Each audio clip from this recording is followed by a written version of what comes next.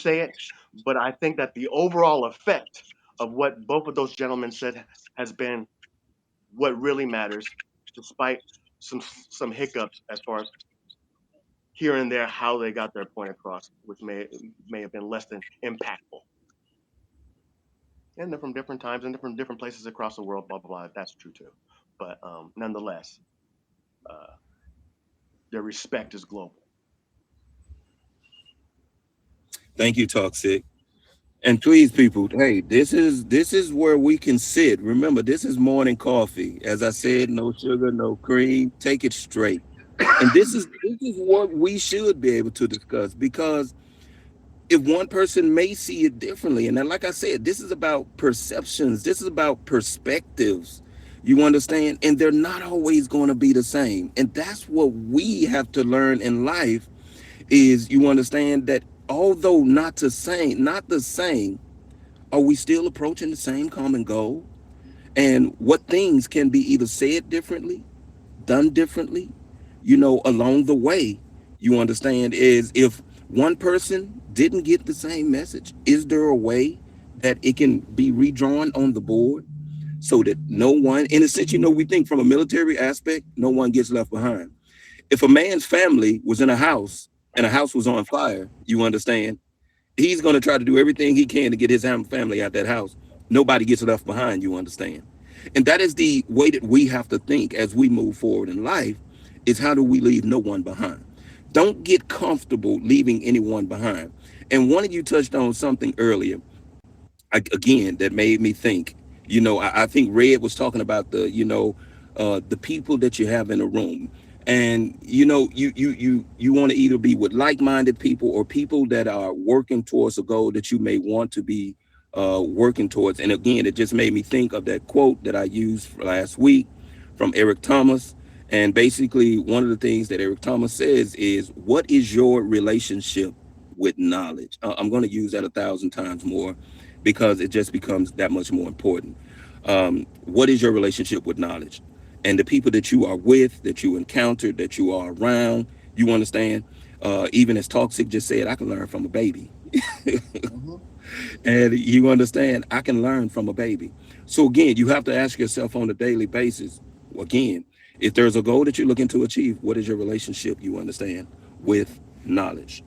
All right, Red, I'm going to go back to you. I'm going to recap the two quotes just to ensure that we're still all on the same page. And the first being from none other than Bob Marley. And how do you see a tie-in or connection for these two, as in, once again, how they impact you?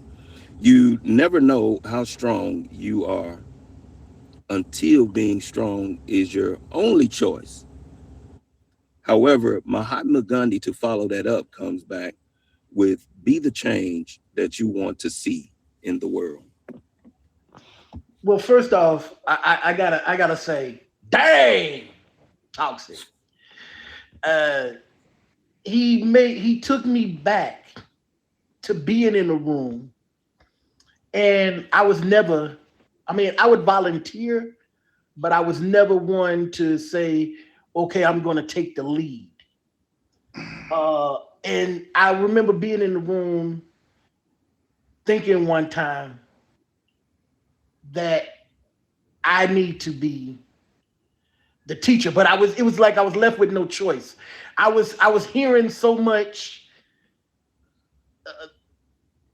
like stupidity. I can't think of a better word, but I was hearing so much bad stuff going around at the time, and I'm like, we've done this a million times, 100 times over. We train this, we talk this, we sweat this, and I was hearing where I was like, okay, I gotta take charge and bring it up. So I got to give pat him on the back for that one. That one got me chilled because I was like, okay, sometimes you do need to be the teacher. But far as the two quotes go, I believe the latter supports the first. The be the change you want to see in the world made me think, be the leader that you wanted. So when I was a follower, when I was a subordinate, when I was a soldier, There was a certain way that I wanted to be talked to. There was a certain way that I wanted to be led. And I always swore, I mean, and I know a lot of people do that in the military or maybe in any position because power is intoxicating at any level. To say, okay, I'm not going to change. And there's going to be change. When you move up, you're going to change. But there was a type of leader, there was a certain way that I wanted to be spoke to. Just because you could speak to me a certain way, I didn't think you should. So when I became a leader, I said, okay, I'm going to speak to subordinates a certain way. It didn't always work out, and I had to revert back to don't make me rip off your head and do something down your neck type stuff. Mhm. But that was the way. But the way it relates to the second one, if you're being the change that you want to see in the world or the leader that you wanted, that prepares you to make the proper choices. So you've come on a journey. You were the led or the taught, and then you became the leader or the teacher. Now you have become more prepared when faced with that hard choice. And it comes natural. So there was something I wanted to tell you earlier. If you When you made the Bob Marley quote, the first word I thought of was hero.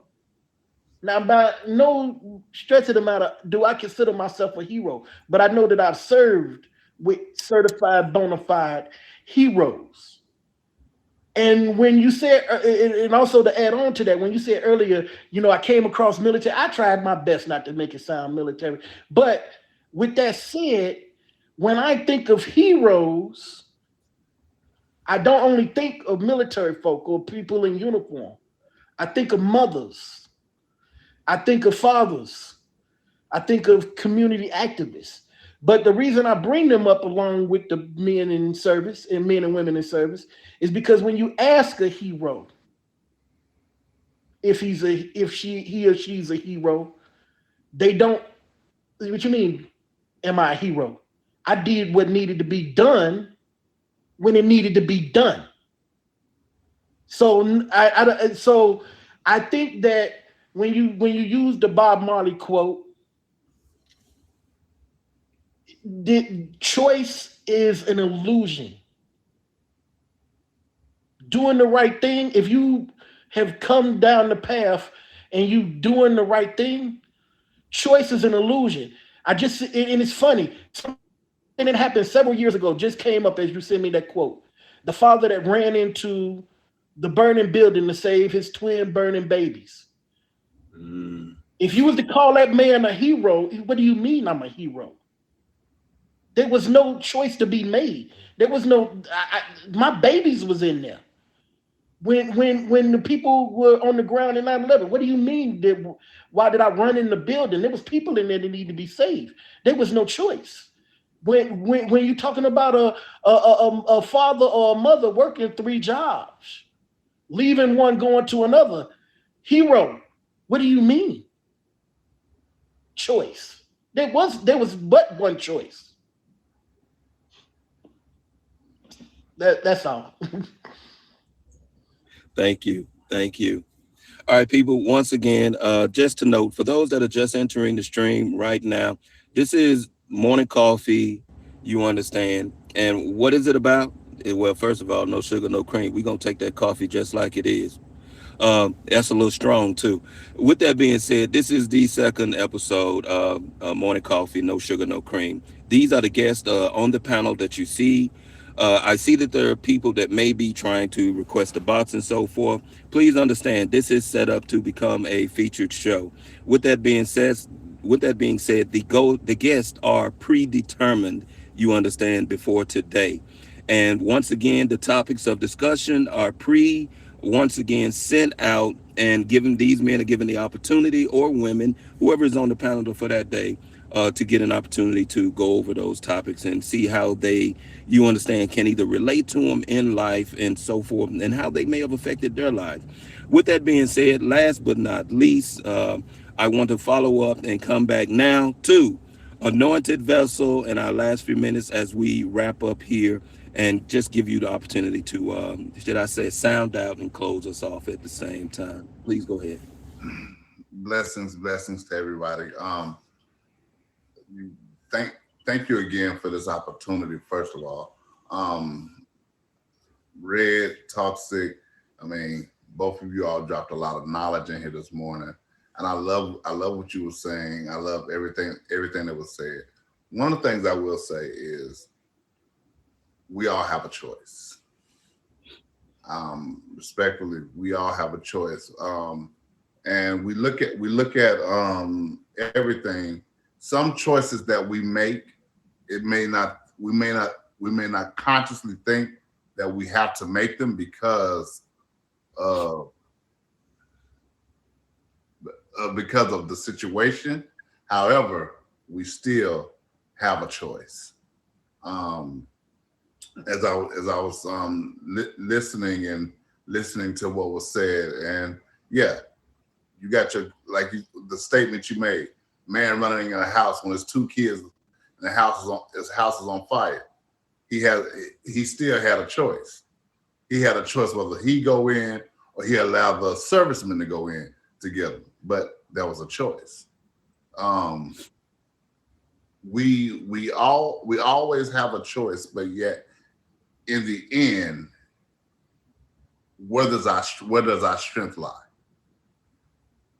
Is our strength gonna lie of us making that choice to be heroic during that time? We see heroes every day. We see heroes, as you were stating, in natural life. We're always gonna see heroes because every day people are heroes. But but we do that consciously in our self-conscious. Now, um, as far as the two quotes, I mean they both they blend so well. Um, and I believe that I love what you said. The second one supports the first one. The second quote supports what Bob Marley said. Mahatma Gandhi, I mean, blessings to him. Everything, I mean, we have being the change and also, um, but also being who we are, as far as what Gandhi was saying.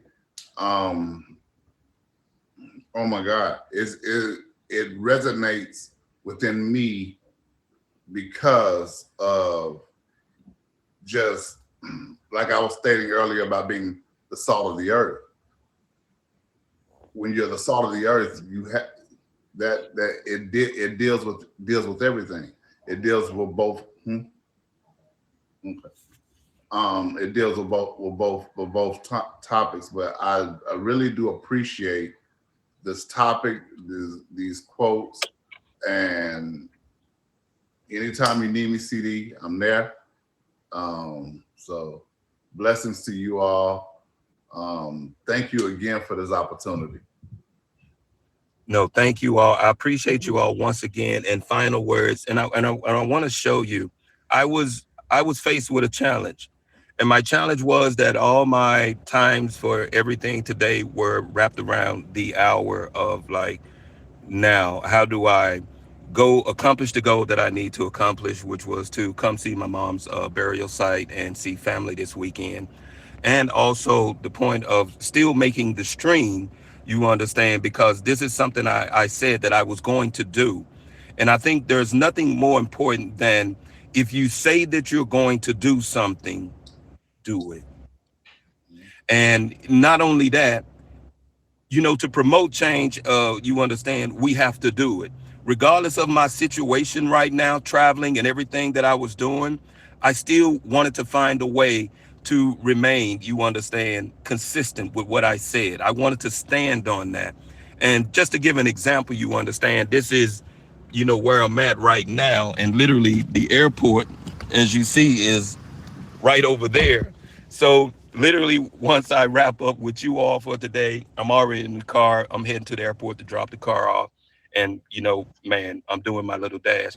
I just wanted to be true to anything that I've stood on, that I've said, that anytime I converse with any of you gentlemen and other streamers, that I remain true, and that you understand if I'm a part of it, we do it together. We do it as a team. I thank each and every one of you for your time, just being here today, your inspiration, your motivation, your honesty. You understand, above all, and just being able to tell it like you see it.